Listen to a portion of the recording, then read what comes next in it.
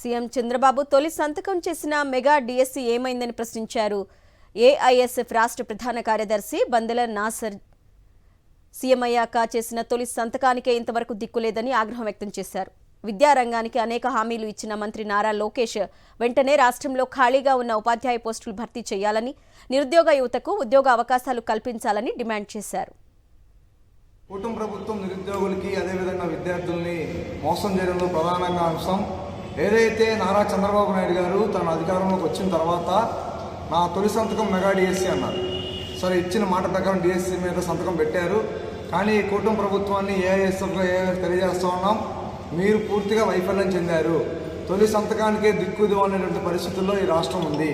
అనేక మంది నిరుద్యోగులు కోచింగ్ సెంటర్ల చుట్టూ తిరుగుతూ ఏదో వాళ్ళు పార్ట్ టైంలో అదేవిధంగా ఇతర ఫైనాన్స్ కంపెనీలు చేసేటువంటి విద్యార్థులు కూడా ఈ రాష్ట్ర ప్రభుత్వం మాకు హామీ ఇచ్చింది, హామీ మీద నిలబడిన నమ్మకంతో డిఎస్సి కోసం ప్రిపేర్ అవుతూ ఉంటే అదిగో ఇదిగో అన్నట్లుగా ఆగస్టు అన్నారు, అక్టోబర్ అన్నారు, డిసెంబర్ అన్నారు. మళ్ళీ ఎమ్మెల్సీ ఎలక్షన్స్ కోడ్ వచ్చింది. కోడ్ అయిపోయిన వెంటనే కూటమి ప్రభుత్వాన్ని గెలిపించిన వెంటనే, కూటమి నాయకులు గెలిపించిన వెంటనే డిఎస్సి నోటిఫికేషన్ అన్నారు.